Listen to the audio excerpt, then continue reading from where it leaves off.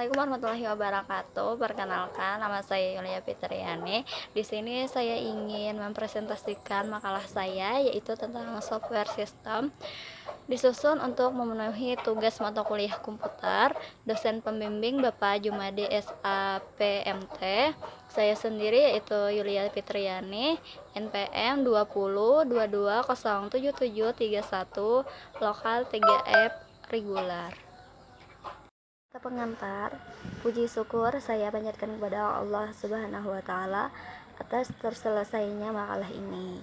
Salawat dan salam tak lupa saya sanjungkan kepada junjungan kita Nabi Muhammad SAW. Makalah ini saya susun dengan tujuan untuk memenuhi tugas mata kuliah yaitu komputer. Terima kasih kepada dosen pembimbing saya. Terima kasih pula kepada rekan-rekan yang telah berpartisipasi sehingga saya dapat menyelesaikan makalah ini tepat pada waktunya. Akhir kata, tiada gading yang tak retak. Demikian pula dengan makalah ini, masih jauh dari kata sempurna. Oleh karena itu, saran dan kritik yang dapat membangun tetap saya nantikan demi kesempurnaan makalah ini. Kata pengantar, puji syukur saya panjatkan kepada Allah Subhanahu wa Ta'ala atas terselesainya makalah ini. Salawat dan salam tak lupa saya sanjungkan kepada junjungan kita Nabi Muhammad SAW. Makalah ini saya susun dengan tujuan untuk memenuhi tugas mata kuliah yaitu komputer. Terima kasih kepada dosen pembimbing saya. Terima kasih pula kepada rekan-rekan yang telah berpartisipasi sehingga saya dapat menyelesaikan makalah ini tepat pada waktunya. Akhir kata, tiada gading yang tak retak. Demikian pula dengan makalah ini, masih jauh dari kata sempurna.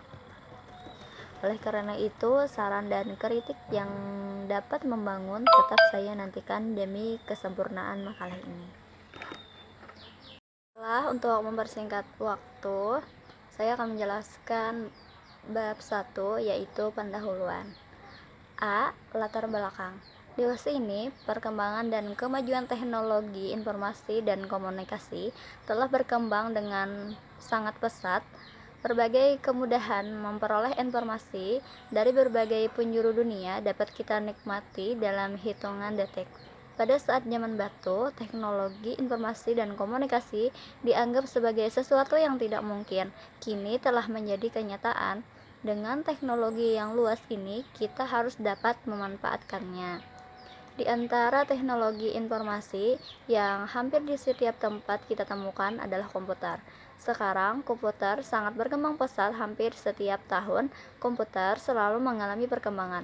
Orang bisa menggunakan komputer di mana saja, seperti di rumah, di kafe, di sekolah, dan di tempat lain.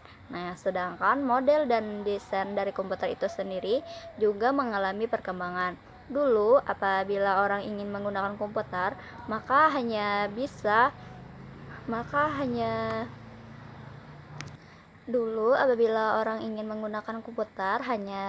di rumah atau di kantor saja. Nah, kalau sekarang kita bisa menggunakan komputer tersebut di mana saja yang kita inginkan. Software yang kita gunakan sekarang ini tidak serta-merta muncul begitu saja, melainkan melalui proses panjang dan evolusinya. Hal ini muncul komputer mungkin dapat dilihat dari kilas balik sejarah. Sejak digunakannya abacus ditemukan di Babilonia, Irak, sekitar 5.000 tahun yang lalu, sebagai alat perhitungan manual yang pertama, baik di lingkungan sekolah maupun kalangan pedagang saat itu. Nah, pada periode selanjutnya telah banyak ditemukan alat-alat hitung mekanikal sejenis yaitu Pascalin yang ditemukan oleh Blaise Pascal pada tahun 1642. Ada juga Arithmetic oleh Charles Kepler, Thomas B. Kolmar pada tahun 1820. Nah, dan Biggest Pauli oleh Charles Babbage pada tahun 1822 dan Hotterit oleh Herman Hotterit pada tahun 1889. Nah, kesemuanya masih berbentuk mesin sepenuhnya tanpa tenaga listrik. Ukuran dan kerumitan strukturnya berdasarkan atas tingkat pengoperasian perhitungan yang dilakukan. Barulah pada tahun 1940, yaitu era baru komputer elektronik dimulai sejak ditemukannya komputer elektronik yang menerapkan sistem aljabar boolean. Yaitu bagian B, tujuan. Dengan tugas ini yang membahas tentang perangkat lunak diharapkan bermanfaat bagi diri saya sendiri dan pembaca. Semoga mudah dipahami dan juga dapat nilai yang baik. Nah, untuk itu tujuan dari penyelesaian makalah ini adalah pertama, untuk menyelesaikan tugas komputer. Yang kedua, yaitu untuk menambah ilmu pengetahuan tentang perangkat lunak. C. Rumusan masalah. 1. Untuk mengetahui apa pengertian dari perangkat lunak. 2. Untuk mengetahui fungsi-fungsi perangkat lunak. Dan yang ketiga, untuk mengetahui jenis-jenis perangkat lunak. Bab 2. Pembahasan. A. Pengertian perangkat lunak. Perangkat lunak sistem adalah bahasa Indonesia. Dasarnya berasal dari bahasa Inggris, yaitu sistem software. Kamus Oxford memberikan pengertian perangkat lunak sistem adalah sistem program kolektif, artinya program sistem secara kolektif. Dari penjelasan kamus Oxford dapat disimpulkan bahwa sistem software adalah sebuah sistem pada program yang bersifat mengontrol kolektif atau secara umum, bersama dan secara keseluruhan. Bisa dikatakan sistem software adalah salah satu jenis software yang paling penting bagi sebuah perangkat keras, karena perangkat software ini bekerja pada elemen lapisan pertama ketika sebuah perangkat dinyalakan. Software disebut dengan perangkat lunak, merupakan kumpulan beberapa perintah yang dieksekusi oleh mesin komputer dalam menjalankan pekerjaannya. Perangkat lunak ini merupakan catatan bagi mesin komputer untuk menyimpan perintah maupun dokumen seperti arsip lainnya. Pengertian perangkat lunak sistem atau sistem software adalah sebuah istilah generik pada sistem komputer sebagai mengontrol dan mengatur perangkat keras pada lapisan pertama, di mana perangkat lunak atau software akan membantu untuk memanajemen, memproses dan mengelola perangkat keras agar berjalan secara optimal. Ketika perangkat keras dinyalakan, maka perangkat lunak sistem akan memproses sumber daya, manajemen proses, dan menganalisis struktur data sebuah perangkat keras. Sebagian besar dari software komputer dibuat oleh pemrogramer dengan menggunakan bahasa memprogram. Programmer menuliskan perintah dalam bahasa memprogram seperti layaknya bahasa yang digunakan oleh orang pada umumnya dalam melakukan perbincangan. Perintah-perintah tersebut dinamakan shortcode. Program komputer lainnya dinamakan compiler yang digunakan pada shortcode dan kemudian mengubah perintah tersebut ke bahasa yang dapat dimengerti oleh komputer, dan hasilnya dinamakan program executable atau EXE.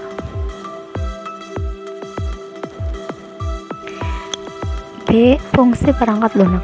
Berdasarkan penjelasan pengertian sistem software di atas, dapat diketahui fungsi dari sistem software itu sebagai pengatur dan mengontrol sumber daya perangkat keras. Perangkat keras sendiri dapat berupa perangkat komputer, smartphone, mesin ATM, mesin cuci, mesin fotokopi, dan mesin robotika lainnya. tidak menutup kemungkinan fungsi perangkat lunak sistem software juga sebagai pembantu sistem aplikasi seperti program utilitas. Berikut beberapa fungsi dari software system. 1. Software berfungsi dalam mengatur berbagai hardware untuk bekerja secara bersama-sama. 2. Sebagai penghubung antara software-software yang lain dengan hardware. 3. Sebagai penerjemah terhadap software-software lain dalam setiap instruksi ke dalam bahasa mesin sehingga dapat diterima oleh hardware. 4. Software berfungsi sebagai dasar kebutuhan komputer agar dapat dioperasikan dengan baik. 5. Software memiliki fungsi dalam mengatur hardware atau perangkat keras yang ada pada komputer. Dengan begitu, komputer yang digunakan dapat bekerja dengan baik sesuai pekerjaan apa yang dibutuhkan. 6. Software juga dapat digunakan sebagai penghubung antara beberapa software yang lain dengan software komputer. Nah, itu tadi beberapa fungsi dari software. Selain itu, perangkat lunak komputer ini juga dapat digunakan dalam mengidentifikasi sebuah program di dalam komputer, yaitu seperti pertama, Microsoft Office Word. Software yang satu ini bisa digunakan untuk mengetik dan mengedit sebuah dokumen dalam tampilan kertas. Kedua, yaitu Microsoft Office PowerPoint. Software yang digunakan untuk membuat sebuah presentasi. Kita bisa menggunakannya untuk mengedit foto, membuka video, dan masih banyak lagi lainnya. 3. Yaitu Microsoft Excel. Tidak jauh berbeda dengan Microsoft Word. Perangkat ini digunakan untuk mengedit serta membuat sebuah dokumen dengan tampilan kolom. Yang keempat, yaitu Mozilla Firefox, sebuah software yang berguna yang dapat digunakan sebagai perambah web lintas platform bebas dengan sumber terbuka. Itulah beberapa contoh software atau perangkat lunak yang bisa kita ketahui. Nah, dalam sebuah komputer memang tidak akan terlepas dari yang namanya perangkat lunak itu sendiri. Nanti setiap komputer yang sudah memiliki software di dalamnya maka akan memudahkan kita dalam melakukan tugas. Nah, dengan adanya software yang tersedia berdasarkan fungsi masing-masing, maka komputer dapat digunakan dengan bermanfaat dan sesuai dengan apa yang diperlukan. Terlebih saat ini sudah tersedia berbagai jenis perangkat lunak yang bisa dipilih. Semua software tersebut dibuat tak lain untuk membantu dan memperingankan aktivitas ataupun pekerjaan manusia. Jenis-jenis perangkat lunak. Secara umum ada dua jenis software. Pertama adalah software aplikasi. Software aplikasi adalah software yang dibuat untuk tujuan atau kepentingan spesifik. Contohnya seperti Notepad atau text editor, Windows untuk memutar file audio dan sebagainya. Dan kedua adalah operating system. Operating system adalah software yang menjadi tempat semua software aplikasi berjalan. Contohnya seperti Microsoft Windows, Linux, macOS, dan sebagainya. Yang pertama yaitu operating system atau disingkat OS. OS adalah software yang pertama kali harus diinstal di dalam komputer, sedangkan fungsi dari OS itu sendiri yaitu untuk mengelola hardware dan software yang ada pada komputer. OS ini juga akan berfungsi sebagai perantara antara aplikasi dengan hardware. Jadi ketika kita memberikan perintah dari sebuah aplikasi kepada hardware, perintah tersebut akan disampaikan kepada OS terlebih dahulu, baru kemudian oleh OS disampaikan kepada hardware. Yang kedua yaitu aplikasi atau program. Software ini dibuat untuk tujuan tertentu. Maksud lain penciptaan software ini adalah untuk mempermudah pekerjaan manusia. Nah, sekarang ini sudah banyak sekali aplikasi yang membantu pekerjaan manusia. Aplikasi ini dapat dibagi menjadi beberapa macam.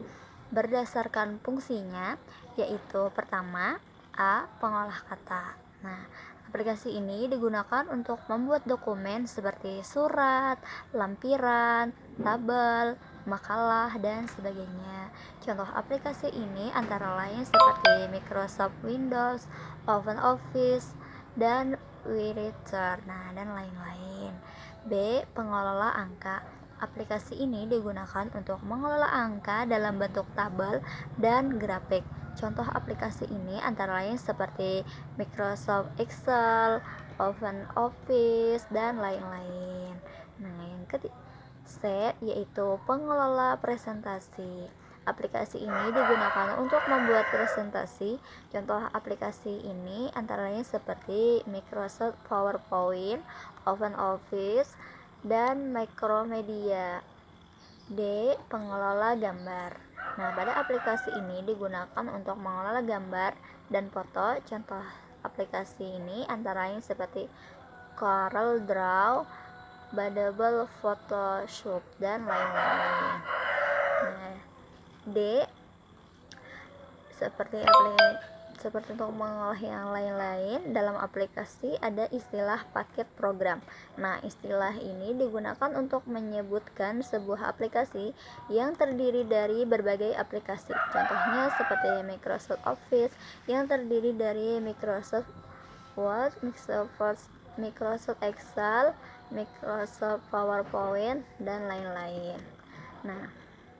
Perlu diketahui juga bahwa sebuah aplikasi biasanya hanya ditunjukkan untuk OS tertentu atau hanya mendukung OS tertentu.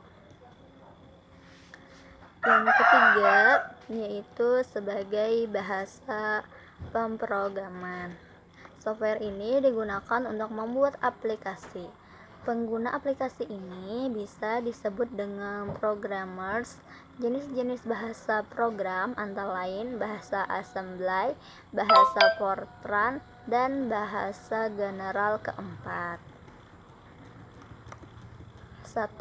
Assembler atau perakit merupakan pemrogram yang digunakan untuk menerjemahkan program aplikasi yang ditulis dengan bahasa rakitan atau bahasa pemrograman simbolik menjadi bahasa mesin. Dengan bahasa simbolik masing-masing, kode operasi mesin tidak ditulis dengan bentuk bilangan biner, tetapi dengan suatu kode simbolik tertentu yang disebut dengan mnemonik.